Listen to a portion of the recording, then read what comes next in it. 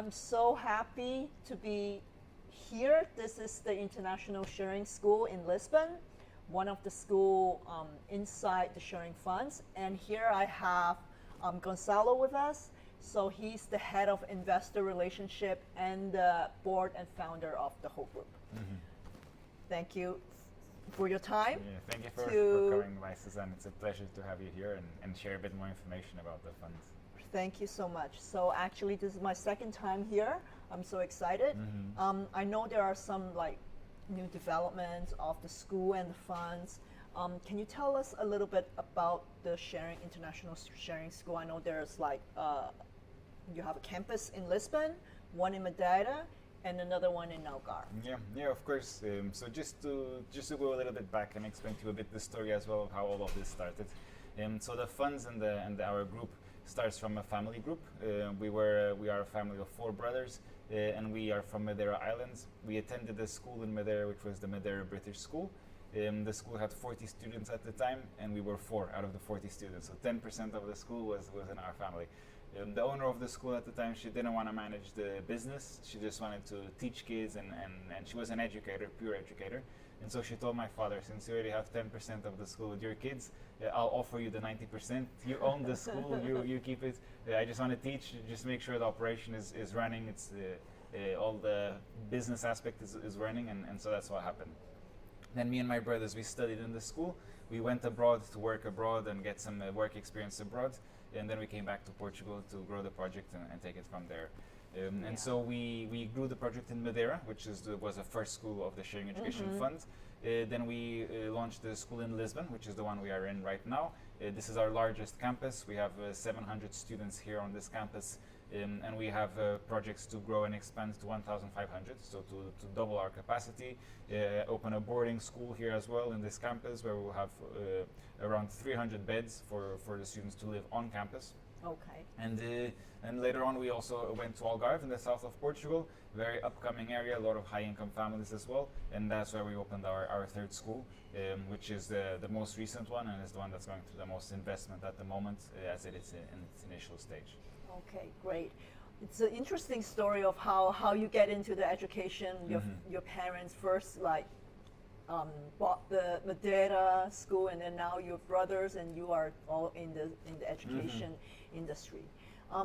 What about the fund itself? I know that we also work together for the Sharing One Fund, and then right now there's the Sharing Two Fund. How are they what are the assets inside the different funds? Yeah, exactly. So the Sharing Education Fund, the first fund is when we started in 2021 with the funds. So we started with a school operation in the early 2000s. We were doing everything with our private capital, and in 2021 we launched the funds to help us grow and scale and get more investment. So in the Sharing Education One, we developed the school in Madeira and the school in Lisbon, the one we are in right now.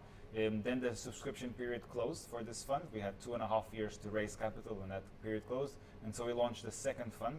And the second fund is currently open for subscription. We have 2 years left to keep raising capital. It's being even more successful than the first fund, as now we already have a bigger network and the funds are more known. And the second fund is focused on the school in Algarve, as well as the development of new schools that we're looking at, new operations. So we're looking at operations in the north of Portugal, in Porto, which is a very developing area at the moment. Porto is probably in a stage where Lisbon was 3 or 4 years ago, so it's very in the other high demand, high demand, and very little, not a lot of international schools. Yeah, very little offer. We know some of our partners that have schools in Porto, and we see how the market is there, and the market is really in need of one more school. So can you tell us a little bit about the demand of international school, like Portugal as a whole? You were saying about Porto being in high demand area. What about Lisbon or Madeira or Algarve? I know a lot of foreigners are coming in from I think 3 or 4 years before until now. I think we're getting more and more. Yeah. So there's a lot of interest at the moment. We have, just to give you an example, when we opened our school in Lisbon, there were in 2018 there was around 4 international schools in Lisbon in 2018. Today there's around 15 international schools in Lisbon. Wow. So we see a big growth in the market. Growth. 4 to 15. 4 to 15 in about 5 years. If you're looking to enroll your students in the school for September of 2025, so in the next 2 months, you'll have a very hard time finding a vacancy right now. Yeah. Schools are full, they're operating with a wait list, and just the market is really growing, and there's a lot of demand. And so that's why we keep expanding and growing our project. The same for Madeira. In Madeira, we are moving to a new facility, so we currently have 250 students, and we're doubling that capacity in the new building with 500 students. We have around 60 families in the wait list that they're waiting for our campus to open so that they can move to Madeira and put their kids in our school. So they wouldn't move before our school is ready. In Algarve, Right. the same thing. Algarve is just expanding a lot as well.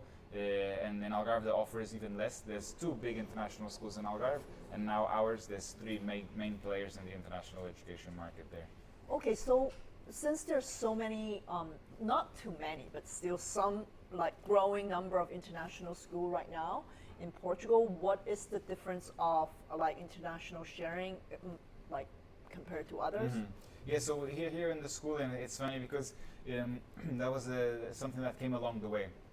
So when we started the school here in Lisbon, we acquired this building where we are in right now. We already had the other building. We acquired this one, and we started. This was a bank. This used to be offices from Millennium Okay. BCP. It was a very traditional office, and we got some local architects, and we were designing. We have classes have to have around 50 square meters. So we were thinking, classes, corridor. This is how it works. One corridor, classes on the side. And then we went to an event in Abu Dhabi, an IB World Conference, and there we met our current designer, Rosen Bosch. She was talking about how the schools should be designed, how we have to design schools that are adaptable for all types of students, all type of learners, and not the traditional environment where everyone is just sitting in their own desks learning in a row. And then we thought, we're doing everything wrong. We need to completely redo the project, rethink the design.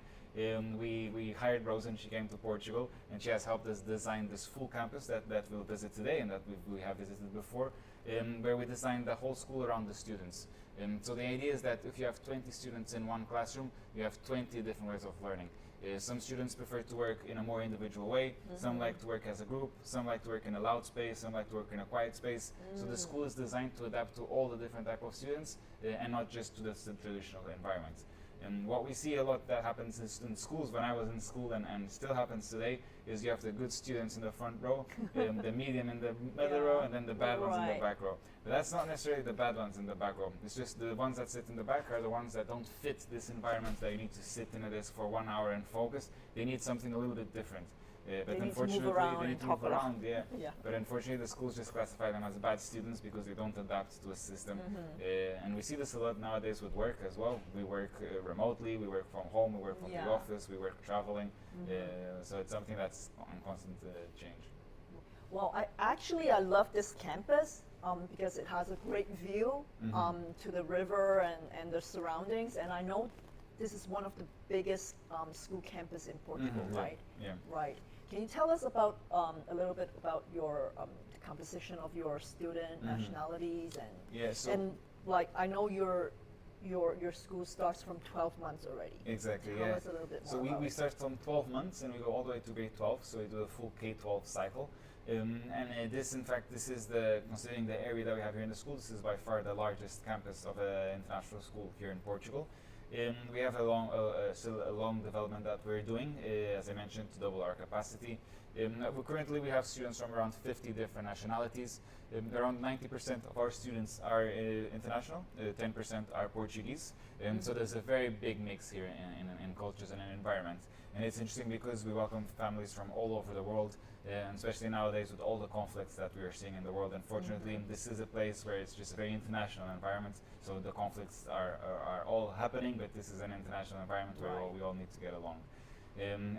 We have around, as I mentioned, 50 nationalities, 90% are international, and around 10% are Portuguese. And I think the location is really good because you're halfway between Lisbon and Cascais, where like it's a the really premium international, location, the two like location where they're the most international like families Yeah, in yeah. Portugal. It's a really prime location. We are also inside Tagus Park, which is Portugal's largest science and technology park. So this is a little bit like the Silicon Valley of Portugal, and so it's a good location. We're 20 minutes from Cascais, 20 minutes from Lisbon.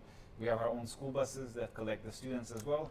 As you know, the school, this is one of the most expensive schools in Portugal. The students are paying between 15 to 30,000 euro per year.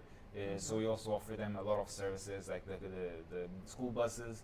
And when I say school buses, we're talking about Mercedes minivans that pick them from home. Usually each minivan has around 3 families. So this is almost like a private chauffeur that goes door to door taking the families. So it's a very high-end service that families receive as well. Privilege services. Can we talk about a little bit about the funds? What about the return and if there's any risk? Yeah. So the fund, as I mentioned, this is our second fund. The first fund had a very, very similar structure. The second fund is a 12-year fund where the investors they invest in the beginning of the first 3 years of the open period, and they receive a 4% annual return based on that investment. After 6 years, they can exercise a put option, so from year 6 onwards, where we will buy back that participation for the same amount they have invested. So if the investor, let's use that as an example, they invest 500,000 euro, they receive 4% per year of that 500,000 euro. This is paid annually, from the 6th year onwards, they can exercise a put option or a buyback, where we repurchase this investment from them for the same amount they have invested. So there's no setup fee, no subscription fee. The same amount they invested, they will receive back the same amount in year 6. We know some investors wish to stay with us for longer, so they're not obliged to sell in year 6. They can sell from year 6 onwards. So between year 6 and year 12, they can sell their participation, and they know they have a buyer, which is us, that we will buy back this. And all of this is, of course, in the fund management rules approved by the regulator. Right. It's a very unique setup. Yeah, we haven't seen other funds with this setup where we have the buyback option in the fund management rules, which is approved by the regulator, by CMVM. Yeah, that's great. And the length of the fund terms is about 12 years. It's right? 12 years, the fund, yeah. The fund is 12 years.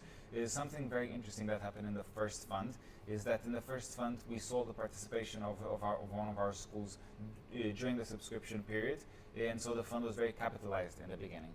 And so what we did is when we did the sale, with the profits from the sale, we were able to repay all of our investors, the 4% plus the initial capital.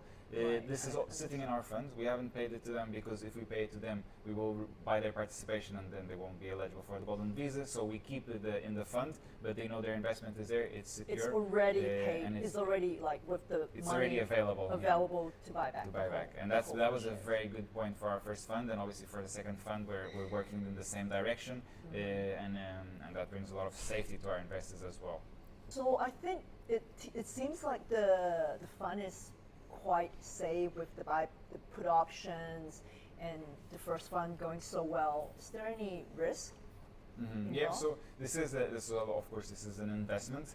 We are the main investors in the fund, so our family, we are the main investors. So we also mitigate the risks as much as possible.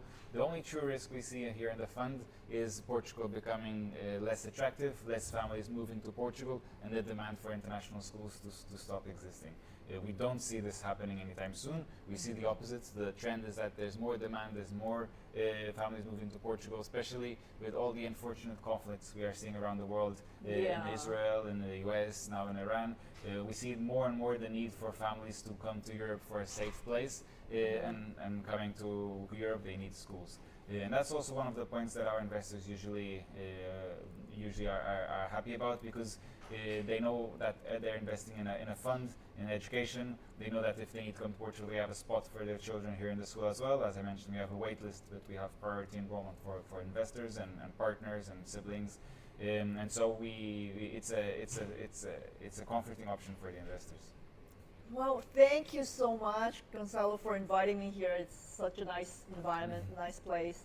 I think we're also thinking about my daughter. She's going to finish her first cycle. Okay, great. And then we're looking for international school in the second cycle. So it was a pleasure having you here, Susanna, always. And I'm available for any clarification or calls directly with the investors. I'm available to discuss more. Thank you so much. Thank you. Thank you. Thanks for your time. You.